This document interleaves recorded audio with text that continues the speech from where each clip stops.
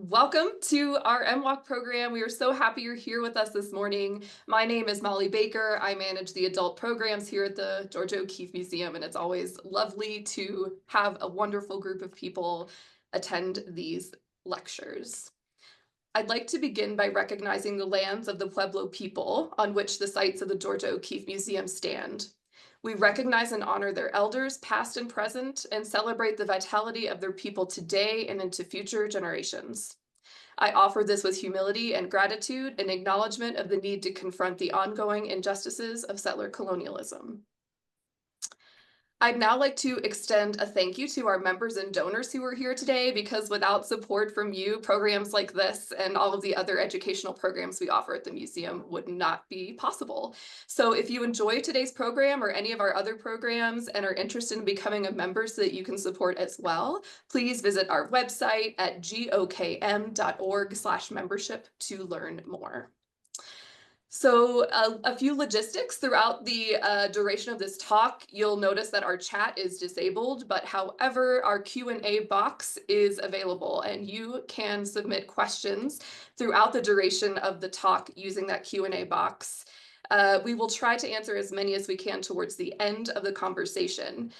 Please note also that there will be a recording of today's talk. It will be made available on our website in about 2 weeks' time. There will be captions in both English and Spanish available. So now it is my pleasure to talk a little bit about today's presentation. We are joined today by Carlos Rovelo, who is a professor of Mexican American Studies and Art History at Dallas College. And he is also, he serves on the Board of Trustees as the chair of the Learning and Engagement Department here at the Georgia O'Keeffe Museum. I would encourage you to read more about Carlos on our website, but for now, I just want to say I'm so grateful that he is able to join us on top of his other responsibilities to talk about his extensive research into the stories of Georgia O'Keeffe and Frida Kahlo. Carlos will talk for about 50 minutes to an hour about the incredible overlaps in these two women's journeys, and will also shine a wonderfully important light onto the context of that historical moment that they both were existing in, and how all of these incredible variables and factors play into both of their lived experiences.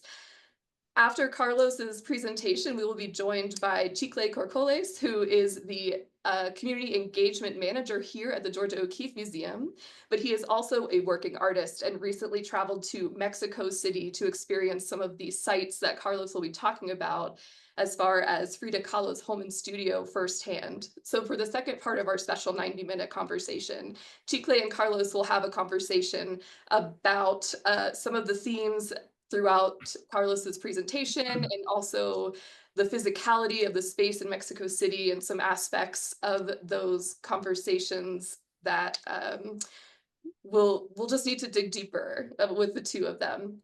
It will also be during that time that Chicle will pull some questions from the audience to be added into the discussion.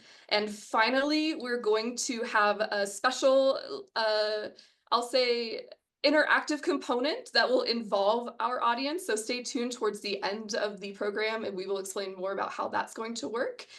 But it's going to be a full, wonderful presentation. And with that, I will hand things over to you, Carlos. Thank you again for being here. Thank you, Molly, and thank you, Chicle, for being part of this project presentation.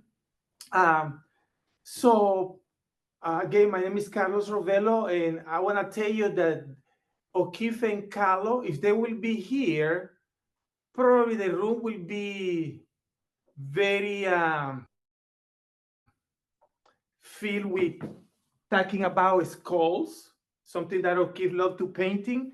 And probably Frida will be showing a skeleton, something that, as you know, those that have seen Frida paintings love to paint.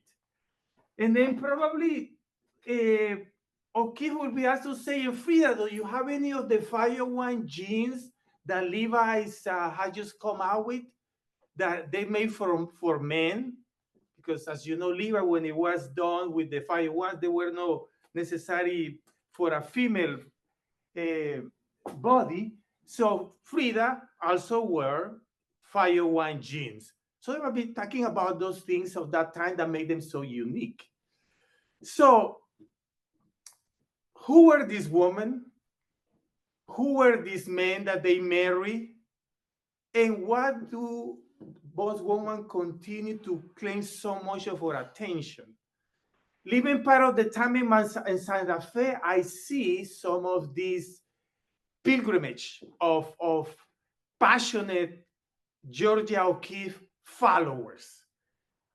I go to the museum, I engage in conversation, and I see the new generation dressed for the occasion. Then I go to the Monte Cristi hat store in Santa Fe, and I see her hat just like I see at the O'Keeffe gift shop. So this is, something that speaks to individuality, perhaps, a character, so many things that, it's hard to describe, because to understand it, we have to go back to their time period that they live in. So we transition to Frida, same thing. We get this branding, the clothing. The Tehuana outfit is from a region of Oaxaca. In that region of Oaxaca, the Tehuana women are very independent.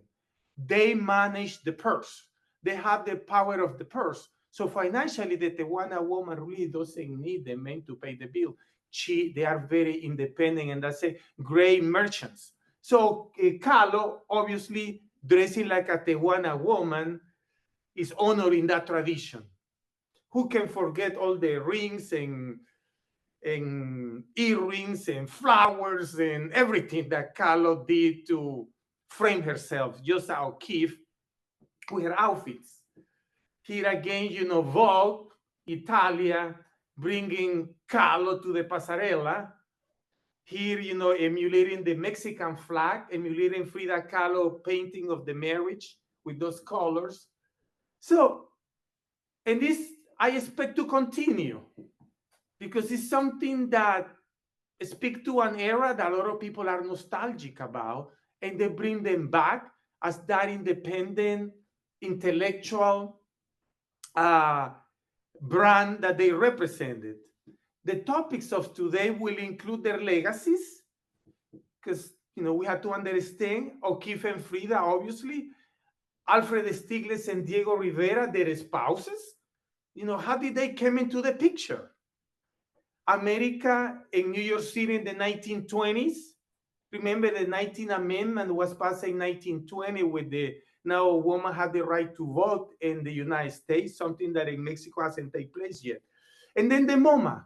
Why Alfred Barr, the first director of the MoMA Museum, is so key to this. And then the first encounter, how did that moment arrive? I'm not here necessarily to tell you a lot about their body of work. I'm here more to tell you about how things begin to transition to that moment in New York City when they meet face to face. So here we have Alfred Stieglitz. He was what we call a kind of patrician, Jewish, was born into privilege pretty much. And he went to study at the University of Berlin, engineering, early 1900s. So what is interesting about Stieglitz is that while he's in Europe, he get deeper into taking photographs. And then he has to come back to the US because of a family member, I think it was his sister, that was ill. And here we have one of those iconic images of Stieglitz taking in Berlin, sun rays. So you can see 1889, already Stieglitz, through his lens, to his camera, doing something that was at that time avant-garde. And at the same time, kind of challenging, because the art culture of that moment didn't believe that photography was something that should be considered as an artistic medium. This is what the National Gallery curator, Sarah Gregno, say about Stieglitz. passionate and provocative, charismatic, verbose, and intellectually voracious, a self-described revolutionist and iconoclast with an unwavering belief in the efficacy of a radical action, competitive, egoistical, narcissist. So keep it going. So this is the man that Georgia O'Keeffe was to fall in love. While Stiglitz was in Europe, Diego Rivera too was doing his séjour in Europe with the master of that time. You know, the Cubists, the Modiglianis, the Picassos. So this was the Place de Théâtre, Montparnasse. So during that time, also Diego Rivera embarked on the Cubist system, and he painted this canvas called the Zapatista landscape. Okay, you can see here a zarape, which, you know, something that is native to the pueblos in Mexico, the hat, the carabine rifle. So we have all these things here present. Why do I show you this image? Because it's going to have an implication to what's going to happen later when Stiglitz meets O'Keeffe. Excuse me, Stiglitz and Diego meet. So this is what Carlos say about Diego.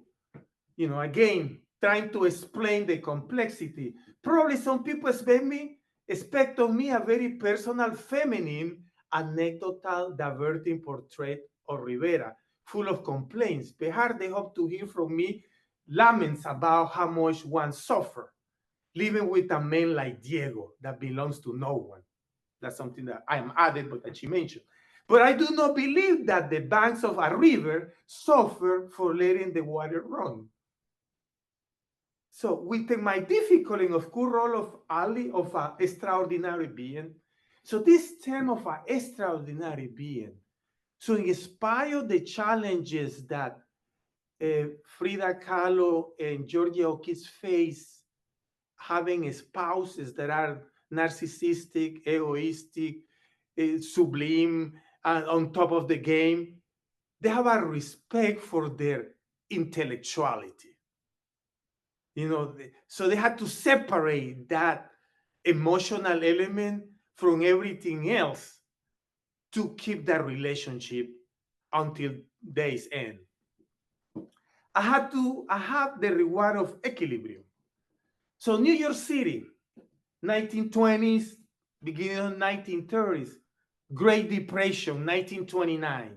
So when Frida and Georgia O'Keeffe meet, the Great Depression was like prime time. The stock market has fallen, banks lost liquidity, you know, all that. But there were other things happening too. Remember the Spanish, the Harlem Renaissance. So, but also during this time, we have the Jim Crow laws, segregation. But it was in Harlem where there were things happening, what you would call militant. You also had the provision during these years. So this background was part of what these two artists, these two couples, were living, visiting, obviously, the Harlem Renaissance and the creativity, Duke Ellington, I mean, poets, writers, musicians, jazz, I mean, unbelievable time. Let's talk about ages now. Stiglitz was born in 64. O'Keeffe was in 87. They were 23 years apart. So think about over 2 decades that Stiglitz already been in Europe. He has been married as well. We're going to talk about that in a moment. Diego Rivera, 21 years older than Frida. Also had lived in Paris, lived in Madrid, in Spain. We had gone to Italy, had gone to London, have studied the frescoes of Chapel Sixtine Chapel in Rome, at Vatican City. So these two individuals, one in photography and Diego in frescoes and paintings, were really at the top of the game. By the time Diego and Stiglitz meet and O'Keeffe, I want to tell you that in 1911, at the in New York, it was Alfred Stieglitz that brought Picasso for the first time to New York City, Pablo Picasso, 1911 at 291. On the other hand, Diego Rivera and Pablo Picasso share a friendship during the time in Paris. So, but again, all these things are happening prior to their meeting in 31. Okay, so we are going back to a famous British writer, D.H. Lawrence.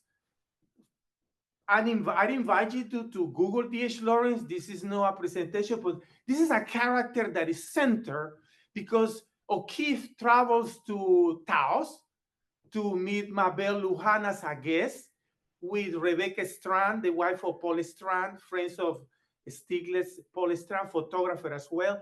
But the Vanity Fair published these articles on D.H. Lawrence about woman and men image in 1929. And this is something that, as I was doing my research, really tell me how well he framed an era. The real trouble about women is that they must always go on to adapt themselves to men's theory of woman, as they always have done. When a woman is true of herself, she is being what the type of man wants her to be.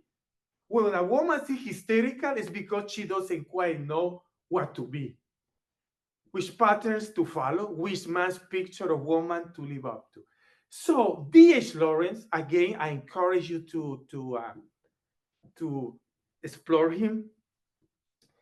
Kind of say something about the mindset of manhood at that time regarding views on women. Remember that in 1920, when women got the right to vote in America, a lot of male were concerned because they felt that, this is going to make a mess, they are too emotional. During that time, women could not serve on juries either. So it was very limited being oneself for them. Let's talk about geography.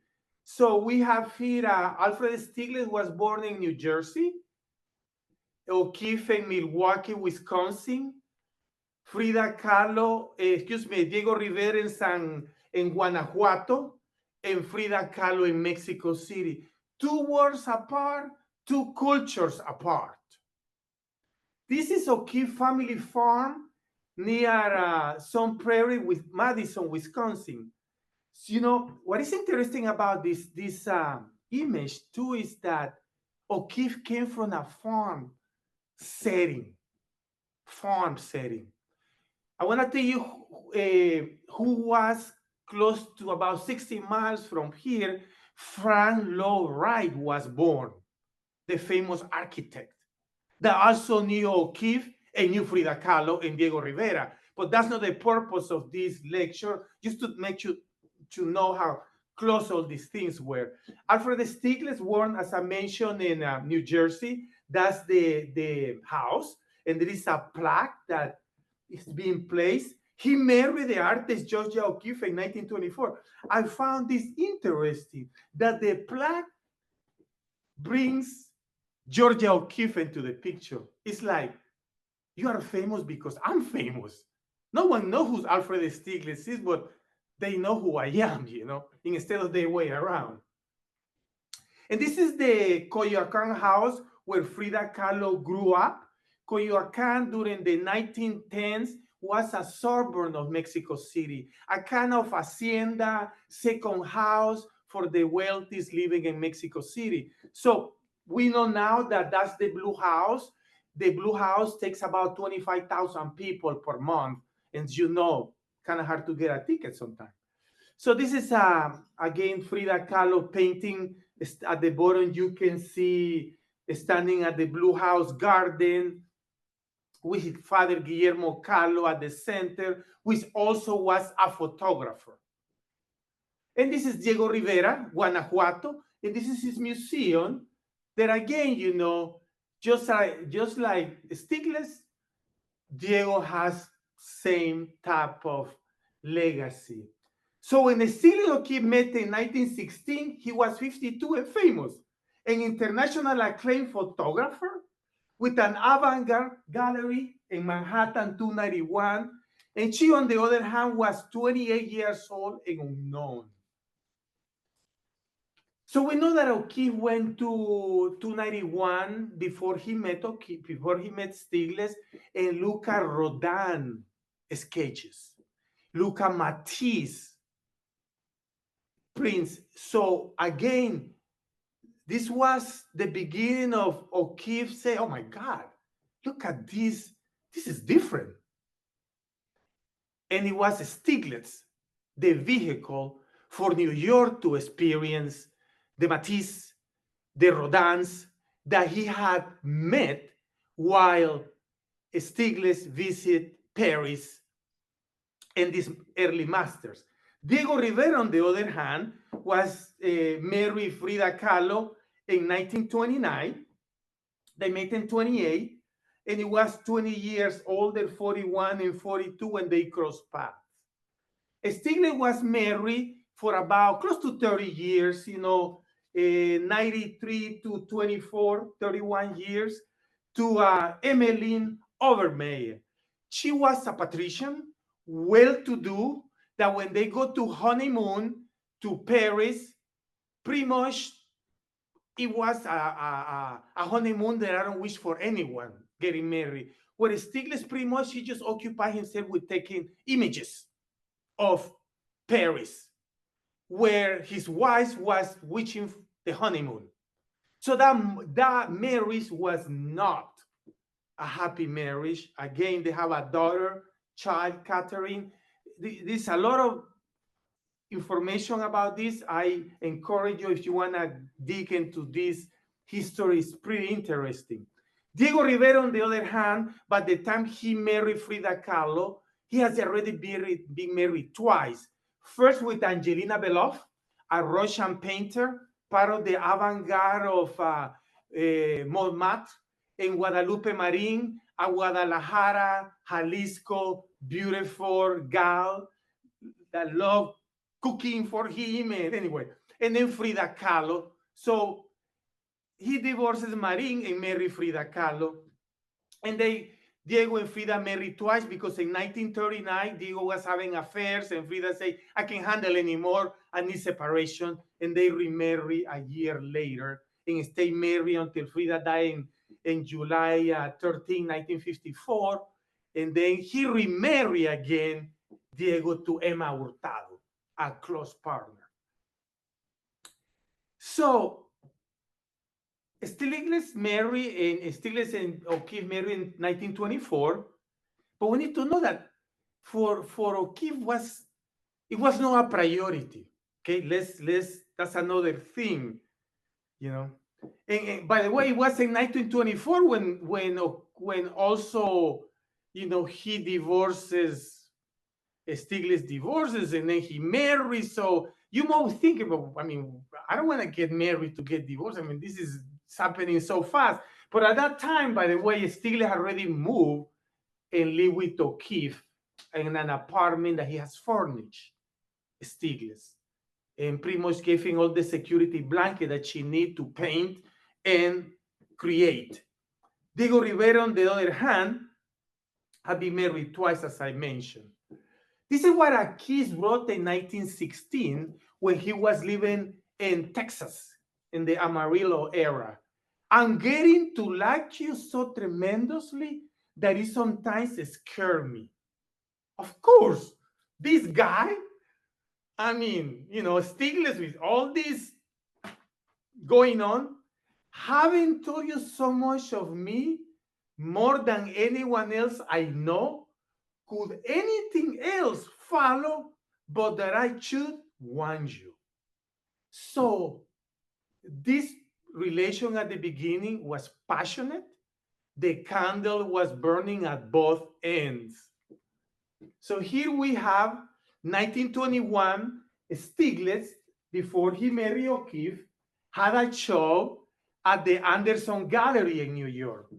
This show is something that also became quiet front page news because O'Keeffe has been photographed by Stiglitz over 300 times. And some of these images, along with some of his prints, were presented at the Anderson Gallery show. And that includes nude image of Georgia O'Keeffe. Remember, this is 1925, 104 years ago. This was like a low ball. I mean, really. Anyway, what O'Keeffe say, everyone came after me. Everyone criticized me. Everyone. So I encourage you to dig into those things that O'Keeffe were saying about O'Keeffe and how O'Keeffe responded, which will show a reflection of character. Again, a scandalous moment. In 1978, Barbara Lynes, another masters of O'Keeffe life and history, quote saying, when I look over the photograph Stiglitz took of me, some of them more than 60 years ago, this is O'Keeffe talking 60 years later, I wonder who that person is.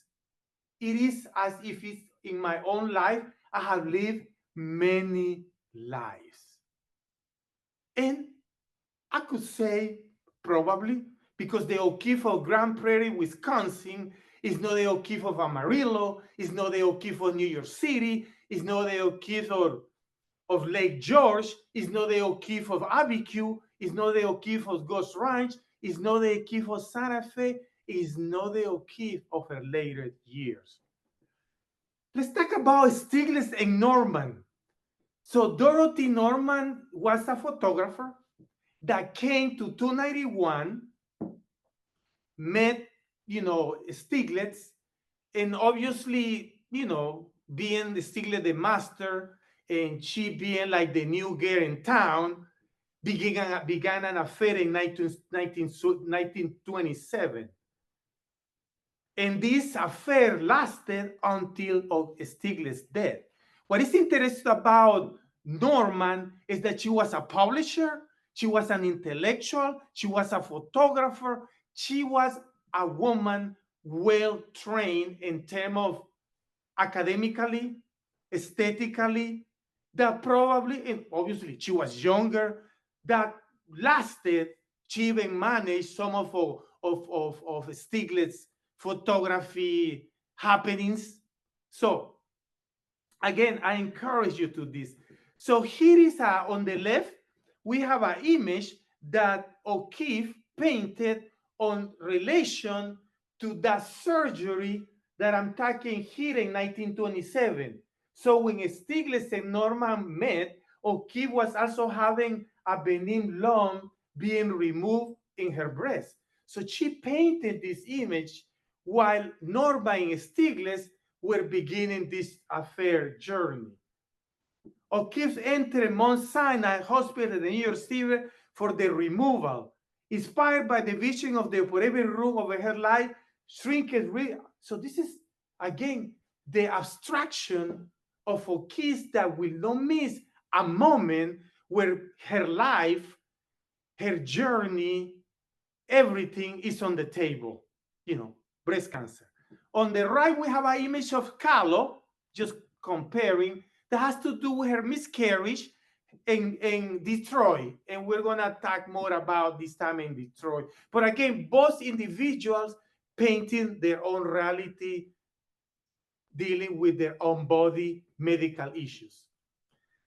So Stiglitz photographed Norman more than 100 times. O'Keeffe more than 300 times. And Norman photographed Stiglitz as well. So you got this romance through the camera as well. You probably have seen O'Keeffe hands. They are very symbolic of Stiglitz early photography, But what you need to know too, that Norman hands were also photographed by Stiglitz in 1931. So you can think while O'Keeffe is in New Mexico and she sees, oh my God, this is another set of hands here. I guess I was not the only one that has pretty hands. So it must have been a little disturbing for this, again, negotiating emotions and negotiating the admiration for Stiglitz. So Alfred Stiglitz took these photographs of Georgia O'Keeffe and Rebecca Strand. Again, Rebecca Strand was a pal of O'Keeffe, and it's with her that she travels to Taos. She arrived in Lamy, Texas by train, and then from there they ventured to Taos. Why do I mention this Rebecca Strand? Because Rebecca Strand was just a good friend of O'Keeffe, but also Paul Strand was the equivalent of a Diego Rivera and Stiglitz, strong men at the top of their game. So it was also customary for Stiglitz to photograph other female friends, so Paul Strand and Rebecca Strand on the nude. So this is stuff about photographing not just Norman, but O'Keeffe, but also pretty much every female that we had to pose for Stiglitz on the skin.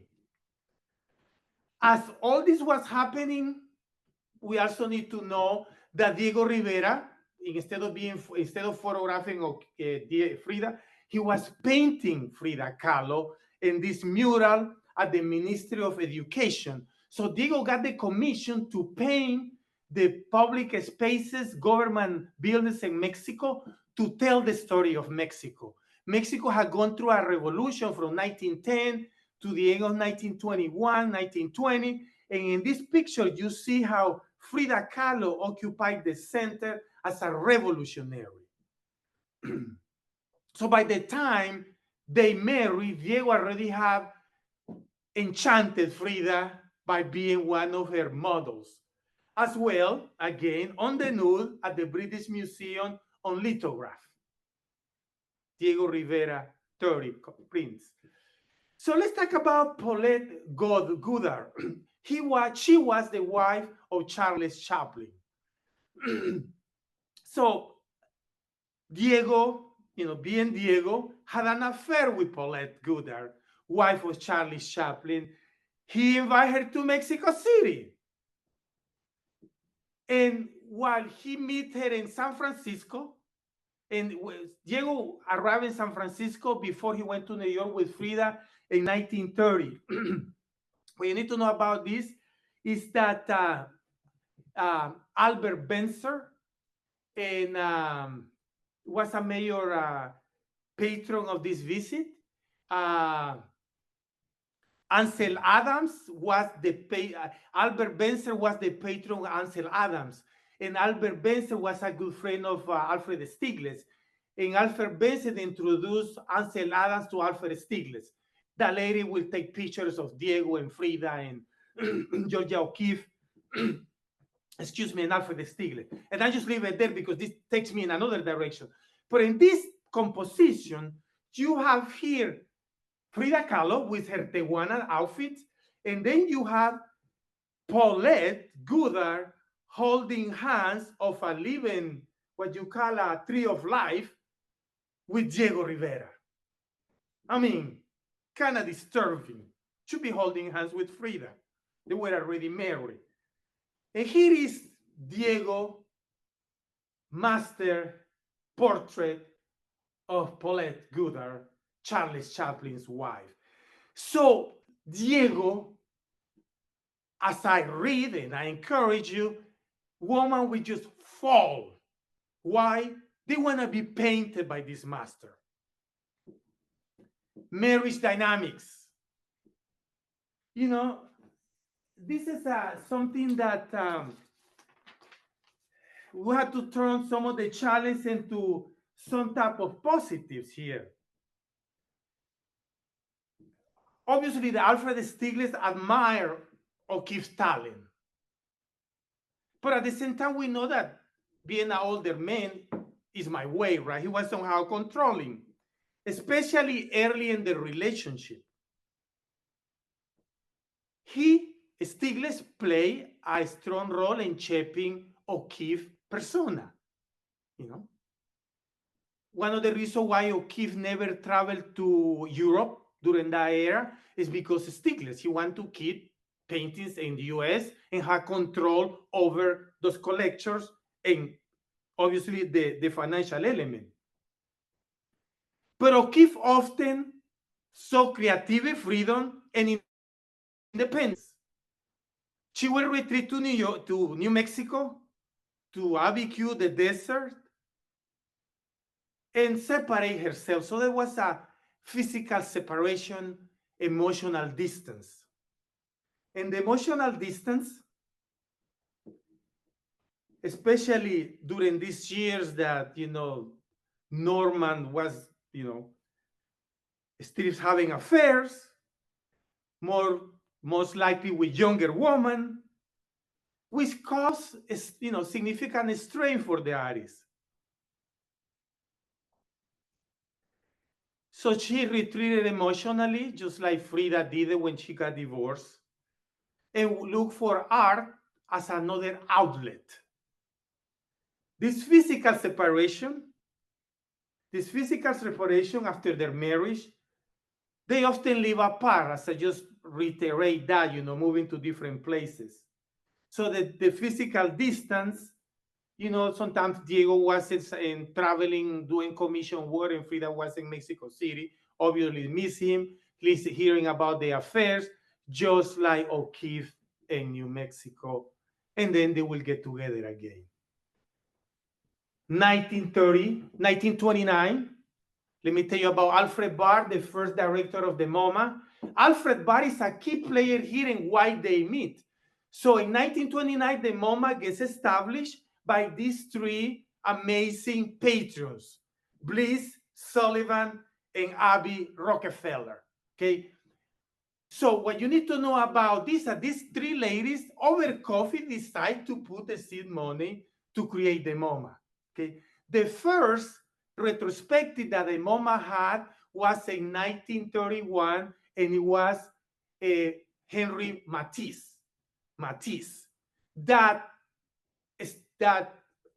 Alfred Barr had met while he was in Paris. While he was in Paris too, he has met Diego Rivera.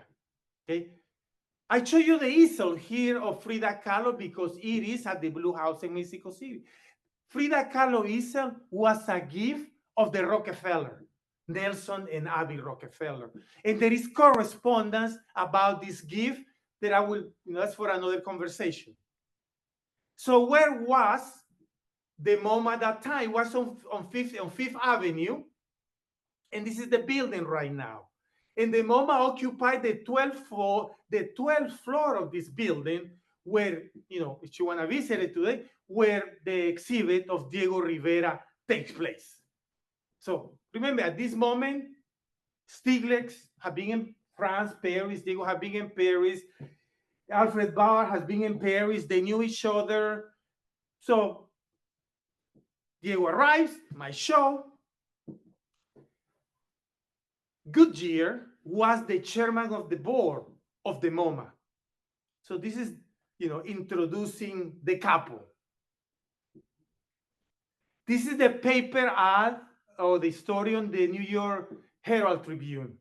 Again, Rivera say world crisis, our appreciation here. World crisis, we know what was going on at that time, Great Depression and the stock market, all those things.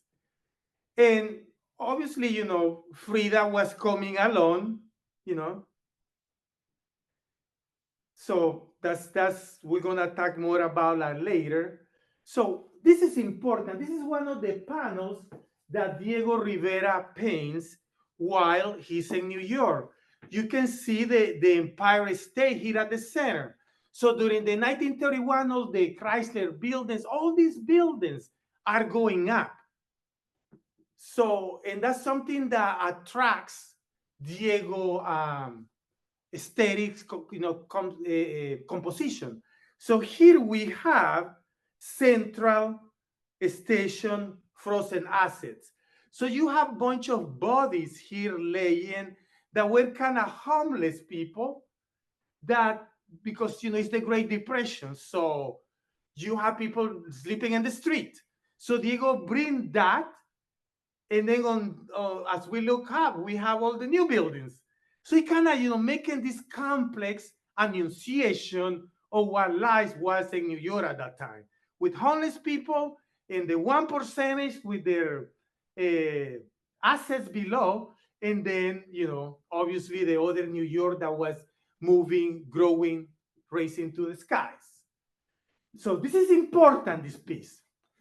As I told you earlier, Diego painted the Paisaje Zapatista landscape in Paris in 1915. So when Diego and Stiglitz meet at this moment, and at the MoMA, Stiglitz purchased this painting of Morevna as a gift to Georgia O'Keeffe. This is important.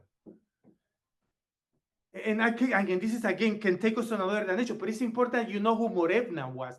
Morevna was so when Diego was in Paris, he was already married. Remember I told you? But he had an affair with Morevna, which was a Russian Cubist painter, and she had a daughter of Diego called so anyway, it was a daughter that later became a dancer. So Stiglitz has been in Paris during these early, 1910s. They have not met, haven't found anything. They met in Paris, but they have mutual friends like Pablo Picasso among them and Matisse. But this Morevna painting, which is now at the Chicago Art Institute as a part of, the Stiglitz collection, and then he passes. Anyway, but interesting piece with a lot of background, and especially, here, I just want to offer you, dear Georgia, a painting from one of these amazing muralists. This is part of his work that he did in Paris, and the story goes. There are also other two canvases that he bought, so like Sucriere Le Bourgeois, Sugar Button Candles, that now is a Crystal Bridge Museum. And this one is at the Met. So you can see that Stiglitz has something going on that was attractive, for obvious reason, because Stiglitz was part of this avant-garde European style that was getting a lot of attention that Stiglitz was introducing to Europe. In 32, when so they meet, they go back to Detroit, where the Ansel Ford and Henry Ford had commissioned Diego to do some mural at the Detroit Institute of Art. And this is why Frida get interviewed, and that's what she said. According to the Jews, Carlo, I reported, asked her, are you a painter too? Because, Frida was just the wife. It was called Frida de Rivera. He said, yes, and the greatest in the world. So we never know. This is the mural work at the Chicago Art Institute. Again, so this is what Frida, waited, that's where she was there when something happens. And that's what they say. Wife of master mural painter Gregory doubles a work of art. So they just image of Detroit. Something happens now. When they met in New York, more likely, Frida gave Georgia O'Keeffe her address in Detroit, Kilby Street, Michigan, Detroit, Michigan. When I was doing the research and I went to the Georgia O'Keeffe Research and Learning Center, I found Georgia O'Keeffe address book. And among these was the MoMA address, Alfred Barr, American Express, all these contacts there. So this dress, hands there, is a painting by Frida Kahlo that was taken during this time as well of the Great Depression, as you can see trophy in a toilet and hanging her dress. At the bottom, you can see, the lines of people here in line to get something to eat. and then, fires.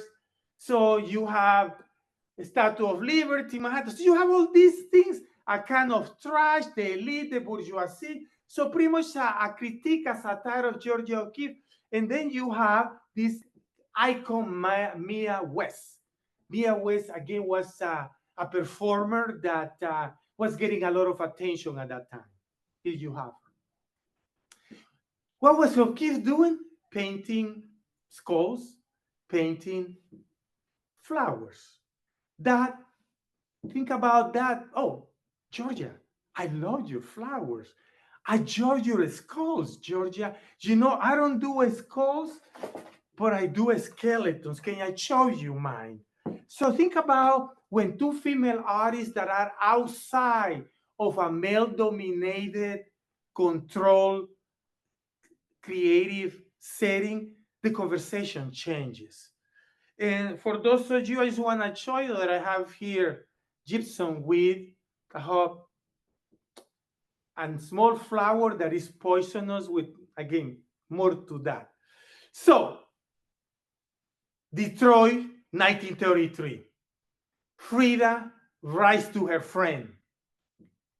Georgia, March 1st, 33. This is before they arrive for Diego to do the work by the Rockefeller Plaza, the men at the center of the universe. So, Georgia, was wondered to hear your voice again.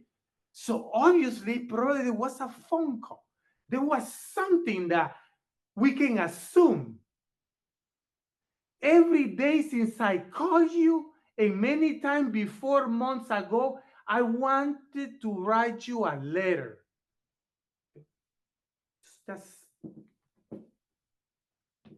I will, just at the end, I will be so happy you could write me even 2 words. I like you very much, Georgia, and writes the letter again.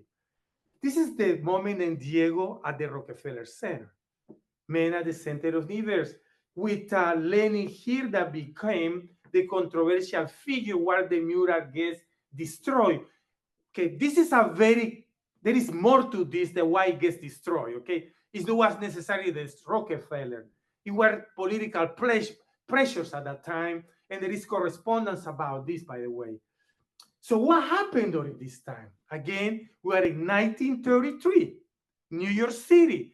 They was dealing with all these, communists, militant muralists, black, bad. Diego writes a letter to Stiglitz. My dear friend, the thing that has touched me the most in my life is your letter.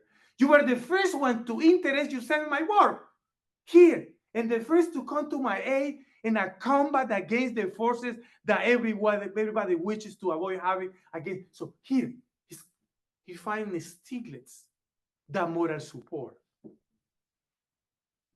Georgia meets again Frida. 1938, Frida Kahlo and Diego are not in good terms.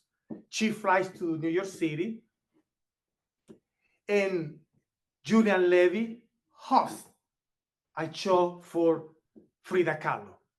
Remember, Julian Levy was a central character of that time. He also photographed Frida nude, and that's for another story. Since during that time, men loved photograph nude females. Why do I show the persistence of memory by Salvador Dali? Because it was Julian Levy that brings persistence of memory to New York City. So he has been in Europe as well. And that's where now you find persistence of memory at the moment. But it came due through Levy being the courier, pretty much. Just like O'Keeffe has, just like Stiglitz has been for some of Rodin, Prince, and Matisse early works. So this is the picture at the show in New York. Eclectic with her rebozo, Frida Kahlo, her flowers. And this is an image that was found about 20 years ago on a closet of Frida Kahlo at the Blue House, where this is what it says, La pintora de painted Georgia Stiglitz in the Julian Gallery, New York, 1938, during the show. So both love their homes, gardening, stylish, their beds, two cultures, two journeys, minimalist. They have their own stamps. Maybe one day they will be part of a bigger, maybe, I don't know, currencies. You know, again, celebrated by magazines, O'Keeffe Studio, looking at Ghost Ranch, ABQ, Frida Kahlo, Blue House, Home Studio, cooking, both love cooking. Georgia O'Keeffe at the Pompidou in 2021, Frida Kahlo at the Pompidou in 2014, Brooklyn Museum hosts Georgia O'Keeffe about living modern in 2017. Brooklyn hosts Frida Kahlo at the Brooklyn Museum as well about appearances can be deceiving, their looks. O'Keeffe and Kahlo at the Museum of Fine Art of Boston, making modern. They were part of that modernist era. And again, Georgia O'Keeffe filed on Mexico. What do we find in there? Miguel Covarrubias, a good friend of Georgia O'Keeffe. So Miguel Covarrubias was a cartoon character that worked for Condé Nast and other publications. And his correspondence between Rosa Covarrubias, who was Miguel Covarrubias' wife. This is a Christmas card, Miguel Covarrubias and Rosa to Georgia O'Keeffe. In 1940, MoMA hosts 20 centuries of Mexican art. Why is this important? Because this exhibit was on his way to Paris, and he get rerouted to come to New York due to World War II, sponsored by the Rockefellers, by the way. This is the invitation to the party. The Museum of Modern Art presents 20 centuries of Mexican history. Who is here in the invitation? Georgia O'Keeffe and Alfred Stieglitz. Here is Covarrubias. Here is Nelson, the Rockefeller clan, Abby.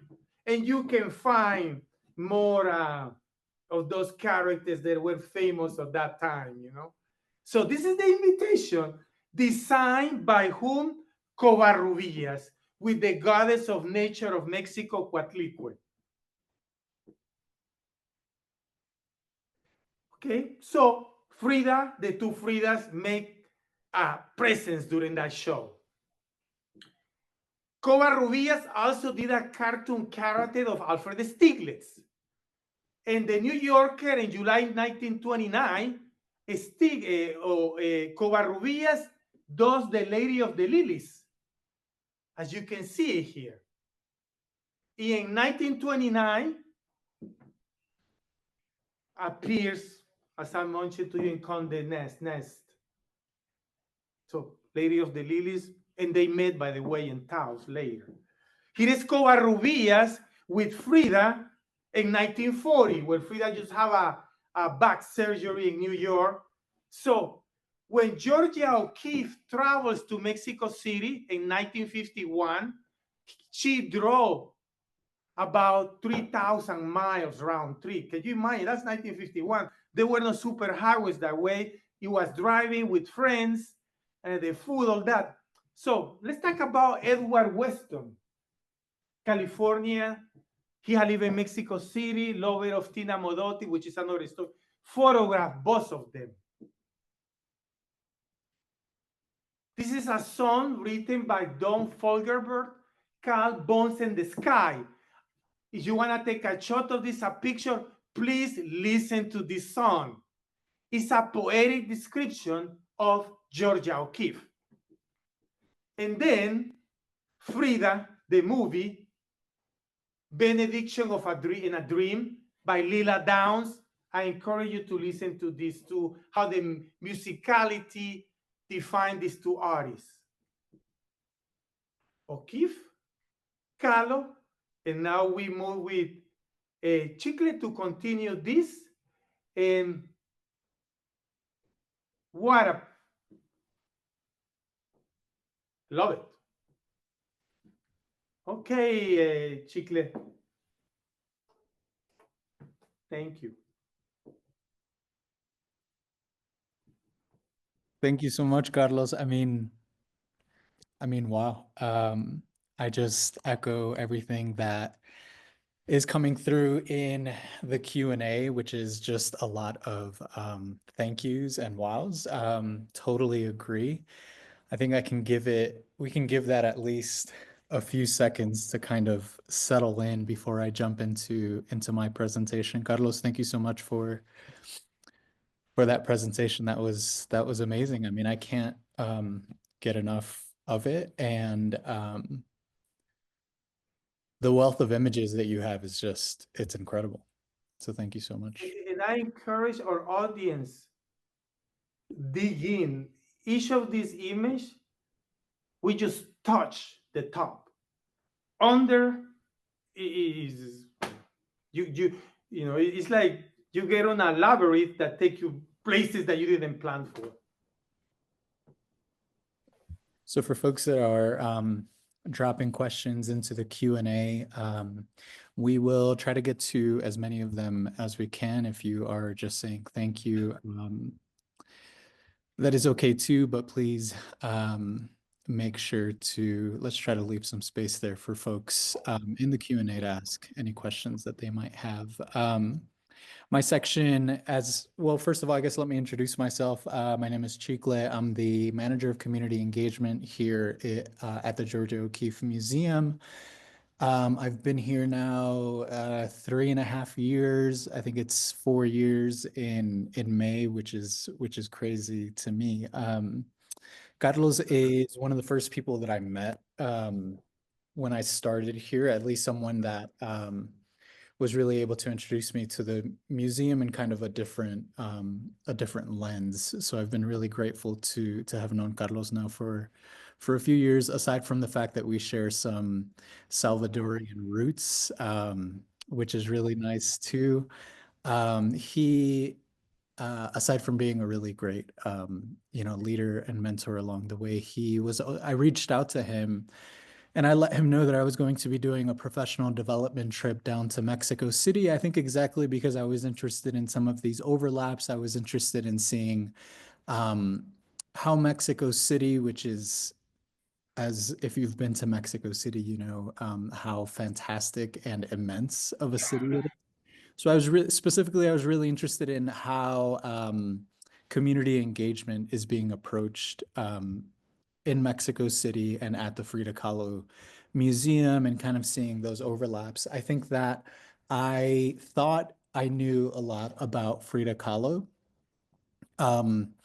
Aside from being Salvadorian, my dad is Mexican, and I grew up on the south side of Chicago in a very Mexican neighborhood. So I've known about Frida Kahlo before I knew about so many other artists. I mean, she really is quite an iconic image, right? But I think that I thought that I knew something about Frida Kahlo, and I thought that I understood her. But if you've been to Georgia O'Keeffe's home in Abiquiu, I think that maybe you might share this same sense of like, stepping into somebody's home is a totally different experience versus seeing somebody's art, versus seeing somebody's movie where she's portrayed by Salma Hayek, right? Like, it's a totally different experience to all of a sudden be standing in someone's home and seeing the choices that they made to decorate their place and seeing their studio. Obviously it's now, a tourist destination, so there were a bunch of people there and whatnot. But really, and I'm really grateful for this, was that Carlos was able to connect me with Cristina Kahlo, who is Frida Kahlo's great grandniece, if I have that correct. It's her great grandniece. So Cristina Kahlo was able to give me a tour of Frida Kahlo's Casa Azul, which is what I'm going to be presenting on just a little bit. I promise that I will be nice and quick. So let's see.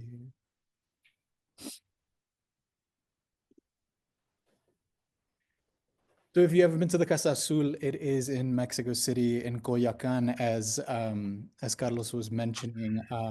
It is quite blue. These images don't do it any justice. It is very much a Casa Azul.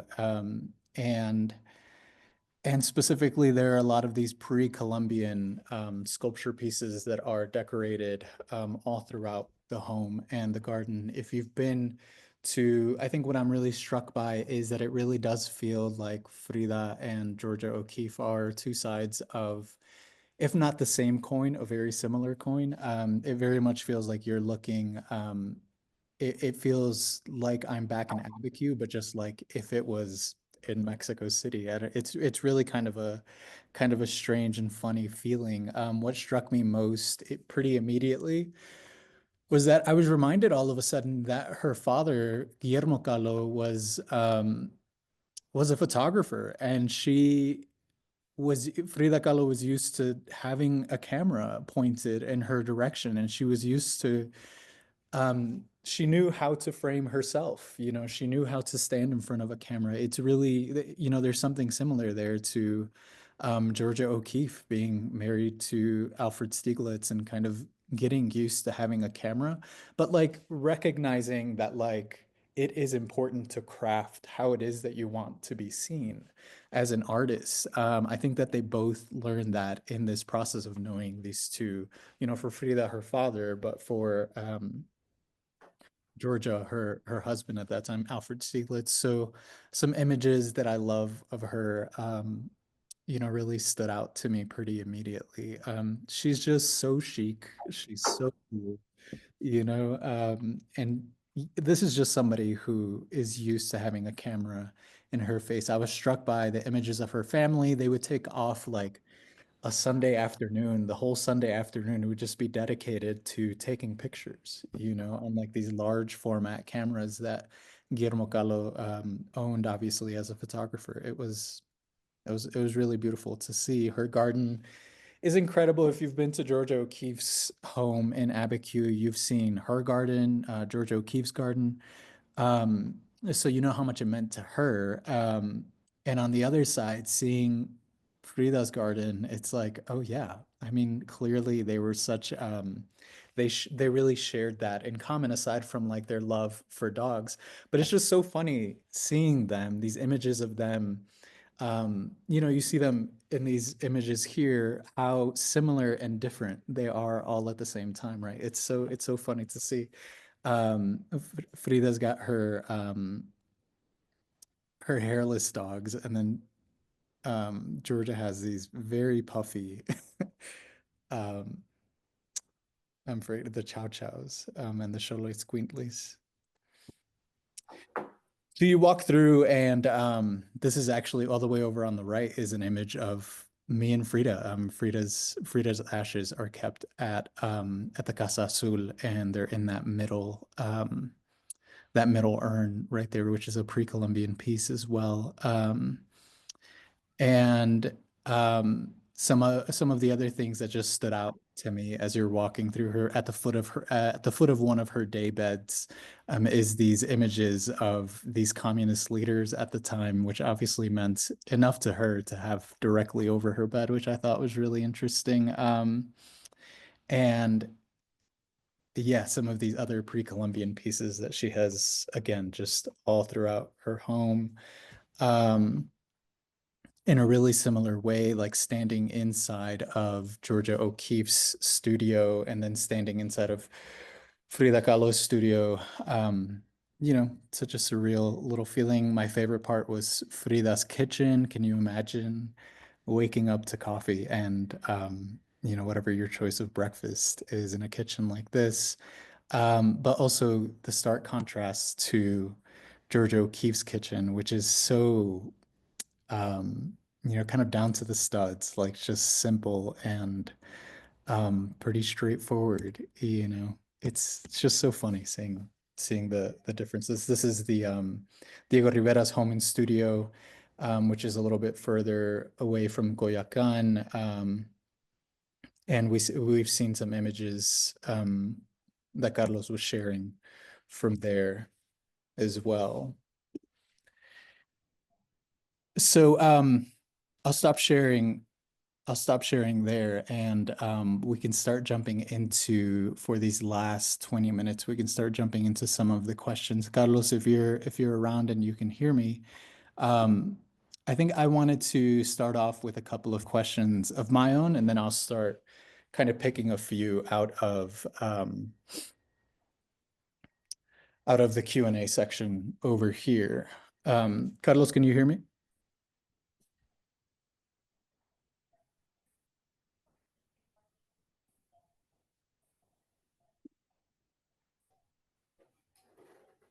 Hello? Hey, Carlos, can you hear me? Yeah, I can hear you now. Yes. Okay. I'm just saying that I think that I will start off with some of the questions that I have. Okay. And then we can jump into some more broad Q&A questions that some of the viewers at home are sharing Okay. with us. Yeah, there's a lot of really great questions coming in under the Q&A. This is a good one. For Carlos and Chicle, what do you think was at the heart of the relationship between Georgia and Frida? And I mean, I think that we've seen a little bit of that already, right, Carlos? But personally, when I think about them, I think about obviously their romantic relationship, which is something that you've been sharing a lot about here, Carlos. So one of my questions is that I think is kind of related to that, is that both artists had these relationships to these really prominent and powerful men, obviously Diego Rivera and Alfred Stieglitz. But I would also, I think it can be argued that neither is a passive figure in these power dynamics that they were in. How do you think that Kahlo and O'Keeffe, in their own way, maybe leveraged their romantic relationships to their own advantage? So there are things about their individuality, how Frida Kahlo is not remembered as Frida de Rivera, but it's Frida Kahlo. And Georgia is not Georgia Stieglitz, it's Georgia O'Keeffe. In an era that probably they were facing challenges, because it was common to adopt their spouse last name. Next to this, I would say they were living in a male-dominated society. And to add to that, to two guys that were like, top of their game. It's like they were two quarterbacks of the art world at that time. So imagine all the females that want to hang around so they can have access to that intellect. And I think that's probably another element why Frida and Diego and O'Keeffe and Stieglitz, they had much respect for that intellectuality, that creativity, that endure all the emotional sacrifices. Yes, thank you. One of my favorite things about both of these artists, and today I'm wearing my rebozo to be in communication with Frida Kahlo just a little bit, right? But one of my favorite things about both of them, and something that gets brought up a lot, is their fashion choices. And there's a wealth of images of both Frida Kahlo and Georgia O'Keeffe exploring at a time when, at least culturally in North America, it wasn't quite as common to see women kind of challenging these traditional gender boundaries through their fashion choices. So my question is, Kahlo famously mixed masculine and feminine elements in her wardrobe, while O'Keeffe embraced more of a minimalist kind of androgynous style. How do you see their fashion as a form of resistance against gender norms? And in what ways did their personal aesthetics inform their artistic and political identities? Well, during my research, I found that both O'Keeffe and Kahlo have dressed male clothing before they met their spouses. So when O'Keeffe was about 16, 17, the artists, the League of Artists in New York, they were hosting graduation party, some type of event, and O'Keeffe was wearing a male suit. This is before she met Stiglitz. As well, Frida Kahlo used one of her father's suits for that portrait when she was 17, 15, something like that. So they were, they were just trying things that obviously were uncommon at that time. But second to that, you have other women like Dietrich, the German actress, that she's wearing this amazing Hugo Boss three-piece suit. So they were reading what other independent movie stars were doing, that that were older than both of them. And to this you add too, it was their signature, it was their brand. Georgia O'Keeffe and Frida Kahlo, they are a brand. When we think about them, we imagine automatically how they look, and they were consistent. So when they meet, obviously, Frida said, "Oh wow, you look different," and O'Keeffe, "Wow, I never seen, Mayan stones, obsidian and Aztec Mayan, necklaces and so there was this conversation, because obviously they were separated from every other woman that at that time was more aligned with the dress codes of that time. And that made them attracted to photographers too, which is, if you were a photographer, hey, these are the ladies, the woman that know how to pose for the camera, they know how to look at the lens, and that's why there is so much photographic body of work about both artists by famous photographers. Yeah. Absolutely. And I think with that, with all of these images, just this past week, I was at my local grocery store, and this is something new. They must have switched over recently they had like a bunch of Christmas stuff. They had like a whole Christmas section for a little while. And they just switched it over this past week, where now they have a bunch of like Frida Kahlo things. There's like pillows and there's like books of Frida Kahlo. It was just funny that I'm also preparing for this conversation, and I'm walking through my grocery store, and all of a sudden Frida is just standing right there in front of me. And it reminds me of, back in like the early 2000s, mid 2000s, when Frida Kahlo really went through kind of an explosion of seeing her image everywhere. And I guess that with that, I'm wondering about, I guess part of my question is like, how do you, and this is purely for conversation's sake, we are not here to speak for Frida Kahlo, obviously. But how do you think she would have felt about how it is that her image has been used in so many different ways now? I think that the message of merchandise, probably she will be, sad, because Frida was more about culture, about issues, advocating. Like, she was very opposed to the segregation laws of that time, and the separation of the water fountain. She experienced that during her travel, Frida, and she was, on her letters, like totally on the other end of the issue. And then what I noticed on this consumption of the Frida product is it's just the product. There is no substance. I talk to the students, I talk to many people that they carry a Frida, where it might be a tattoo or an earring, but they don't know the character. They don't know what it took for her to survive all those events, her miscarriages, her car accident, her relationship with Diego Rivera. She had a leg amputated due to gangrene. She had to have a prosthetic leg. I mean, name it.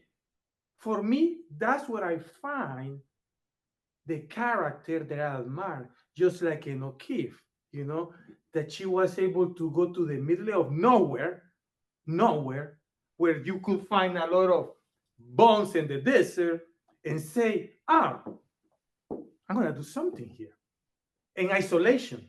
So if I'm going to wear something of O'Keeffe, where is the hat or the flower, we need to bring what really matters. And that is how they became these icons. It's not through the merchants, but everything that they had to negotiate, their emotions, the distance, the era. I want to be myself. And I think we can all learn from that. Yeah, absolutely. I mean, I think that even while they were alive, they seemed to I mean, it's clear that Georgia O'Keeffe knew you know how it was that her work was being misinterpreted many of the The times and maybe sexuality to her flowers.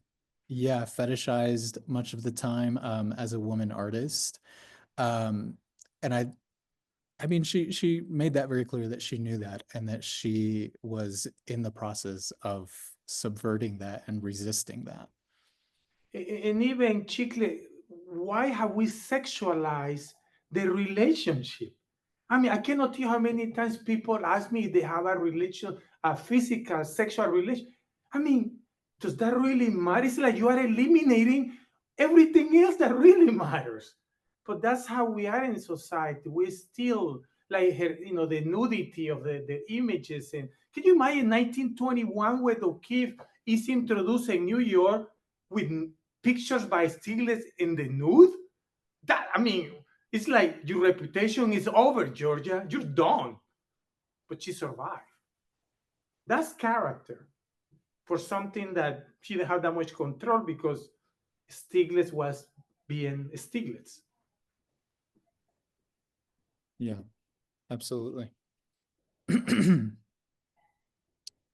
Well, let's see here. I had some more questions. But let me dig into some of the Q&A. Let's see what else is going on in here. Yeah, I do see some.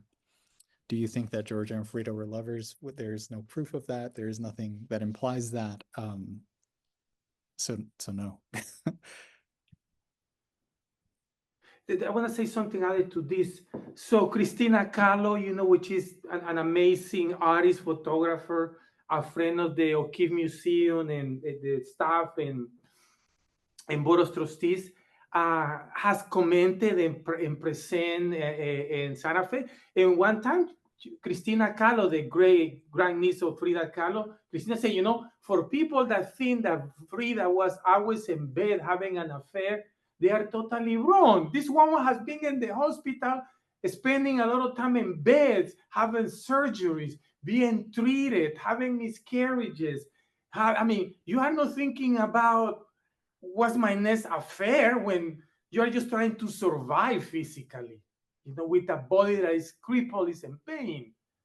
So we need to bring that into balance, what Cristina is saying. You can't assume that Frida was just looking for the next affair. That's totally nonsense because of her physical condition. Yeah, absolutely. I mean, that's something that stood out to me too, being in her space and seeing all of the medical equipment that was on her body for such a long time. I mean, she absolutely she really did come across as, reading her letters that are framed and on the walls. I mean, she was actively an artist that was strapped to a bed for so long and dealing with so many different injuries. Talking about the latest days, so you want to know where O'Keeffe last night was? It was at what is now the Drury Hotel in Santa Fe. That's where O'Keeffe spent her last night. That was a hospital before. So I think it was the St. Vincent's Hospital, which is now the Drury Hotel in Santa Fe. For Frida Kahlo, it was at the same place that she was born, the Blue House. So Frida was born in a house that also spent the last night, And again, those last moments, I wish we will spend more time talking about, Keith double Frida's age, or Keith died at 98, Frida passed at 47. But why we don't spend more time about coping with our own mortality, with these two artists that, have so much to tell us about, So anyway, that's something too that I often gets lost. Absolutely. There's a question in here, and I imagine you've responded to this before too, Carlos, but I would love to hear your thoughts. Some people from Charles, some people have accused Frida of cultural appropriation since she was not Tehuana. What are your thoughts on that? I believe there is an image of her mother in a Tehuana garb. Is that right? The one outfit, yeah, there is a with Murray, one of Frida's lover, Nicholas Murray, which is another character, but famous photographer, Daniel Stiglitz too. So it's all this is like everyone knows each other. It's the avant-garde of New York.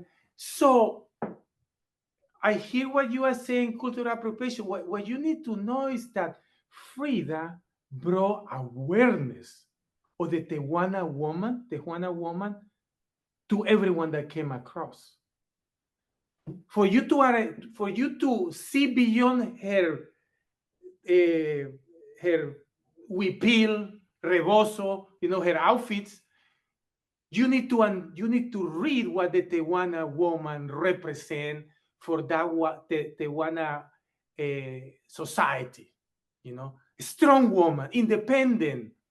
Anyway, so Frida, she loves Mexico. Remember, Frida was even though her father was German, Austrian German Jew, Guillermo Kahlo, Frida decided, I'm going to adopt Mexico. Where in Mexico at that time, you adopt what is European. You adopt that legacy from Europe, because what it was associated with Mexico was considered inferior. But after the revolution, that began to change, and Frida was in touch with the changes of the revolution. Let's be Mexico. Let's honor the Mexico, the Pueblo culture. So she buys into all that necklace and rings and outfits and lifestyle.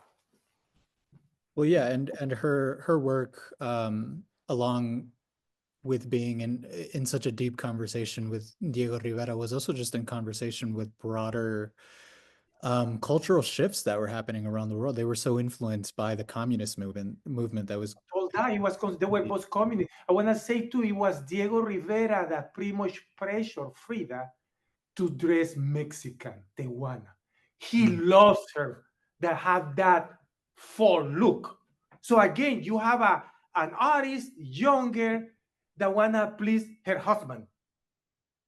So when they get divorced, you can see Frida revolting. She cuts her hair. She changed her look. And again, this is digging into another subject, but when a younger, whether it's 23 or 21 like Frida, 23 or Georgia, and you are with the older, famous, powerful men, more likely you're going to do what this powerful man is telling you. You look better like that. Please do it. There was no negotiation there until later in life when the separation occurs. Absolutely. Well, we're coming up on 3 minutes left. I imagine that there's so much more that could be explored. And there are so many things that we're going to be leaving on the table. There's so many questions that are going to go unanswered that are in our Q&A. But what do you think is coming up next, Carlos? Someone asked if there's going to be an exhibition on Frida and O'Keeffe at the new museum coming up for the O'Keeffe Museum. Never say never. We need to get them together, and have them, flowers next to papayas.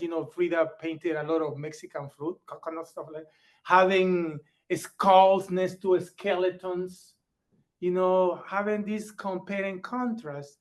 And the other part too, guys, that you cannot define Frida and O'Keefe Fairley if you don't know their friends, their mutual friends. So if you know their mutual friends like Ansel Adams, you know, and I mean, so many, Abby Rockefeller, you are missing a lot because their mutual friends become part of that inner circle that when Frida was not there and she was with Abby Rockefeller, probably would say, Abby, have you heard from Georgia? I hear that she's having a show, X and Y, and then, you know, Stiglitz. So this conversation that usually happen in absent, but never get registered on a letter, but are part of our human nature. You know, that we ask about people that have impact us, we care, they are central to our love for creativity and art. And I think that's another conversation that I hope we will have. Who was there that you could tell us about so we understand why X and Y, why Miguel Covarrubias painted the Lady of the Lilies. So, you know, so that's things like that. Amazing. So we have 1 minute left, and I just want to thank both of you so much for your time this morning. Carlos, the level of research and the extent of your knowledge about these women and the historical moment they were existing in it's infectious. I want to learn more. I'm so glad that there's more to discuss. So everyone who's with us today, stay tuned for future events that may touch on this topic. And thank you to everyone in the Q&A. There's just so many fascinating questions. So keep a pin in those. But for the last minute, Carlos had a really terrific idea, and this will be a new experiment for us for our program. There have been so many people who joined this morning, several hundred, and we know that because this is a virtual program, we get to enjoy folks visiting and watching from all over the world. So for the next, we'll say 1 minute, if you would go into the Q&A box and type where you're joining from, not your address, but just, the city and country you're joining from. We're going to figure out who is joining from the furthest distance today, and we will have a special gift for you as a token of our thanks for being here, and to remind you that we are all a community together, and that the museum, Casa Azul, everywhere in this world today, we can remain connected. So I will be able to export that information from our Zoom call, and I could reach out to the lucky person who joined us from so far away. So while folks are joining or mentioning their locations in the Q&A, oh my gosh, it's going so fast. Hundreds of people are commenting. Molly, can I just say one more thing, Molly? Of course. I want to also tell you on behalf of the Board of Trustees of the Georgia O'Keefe and our Chairman of the Board, David Warnock, we are excited about the new museum that is being built as we speak, and I hope you will come and see us. And also our director, Cody Harley. I want to tell you that we welcome you, and we will hope to see you in person one day. And the amazing staff that we have, which is like a dream, what you call a dream team. This is part of the programming that enrich our lives, and there is more to come, especially with the new museum that beyond imagination, something that Georgia O'Keefe probably would say, wow, you did it finally, But anyway, more to come on that side. And also to a good friend that also has guided me to make it to this point in terms of this conversation is Cristina Calo in Mexico. Also Ray, which is a relative of Georgia O'Keefe, one of the living relatives, Ray. And then also my friend Donna, the treasurer of the board. She's a Frida O'Keefe collector in terms of passionate about both subjects, for her guidance on this. And to you, other half wife, Cherry, thank you for your support on this. And guys, for those that are far away, good night. For those that are going to have lunch, bon appetit. And for those that are waking up, good morning. Thank you. Thank you so much, Carlos. And I want to also very quickly introduce Angie. Angie is the director of the Learning and Engagement department here at the Georgia O'Keeffe Museum. And was there anything you want to add, Angie? I was going to be the Grammy music and wrap up Carlos if there were even more thank yous. So I was just waiting in the wings in case we had to wrap up our lovely Carlos. But Carlos and Chicle, what an incredible relationship. As Molly mentioned, Carlos is the chair of our committee that is over our department here at the museum. So it was an incredibly special time to have Chicle go and visit Casa Azul, but also then to facilitate this beautiful Q&A. And we are looking, it would be nice if on Super Bowl weekend, the winner was from Philly, but we have to do the actual mileage math. So this is the last chance for you all to put your city and state in there, and Molly will get those. But as Carlos said and Chicle said, it really couldn't, be explained better that there is so much more to say about this conversation. So thank you, Molly, for always coordinating the programs. You all had over 460 people. Over 460 people, which is probably nearing a record for the conversation. And we know even more can watch on YouTube, and Molly will email and reach out and let you all know when it's available. But Molly, I'll pass it over to you. I love that the birds are in the Q&A chat though. Philly is very much present. Who are they playing in the Super Bowl? I don't know. Anyway, we will make sure we reach out with the correct person who is farthest away by mileage. Thank you, Angie. Yes, thank you so much. Wonderful. Carlos, Chicle, thank you both. Any parting words? Normally I like to close with a sweet comment from the chat, but there's just too many. But I can promise that folks had a wonderful time this morning, and we appreciate both of you being a part of this. Any final parting words before we close out? Thank you, Molly. Amazing. Thank you. Thank you both. Thanks to everyone who joined today. Again, we will reach out to that person who will receive a special gift from the museum. And we hope you will join us for the next Mornings with O'Keeffe program. Until then, have a great rest of your day. Bye-bye.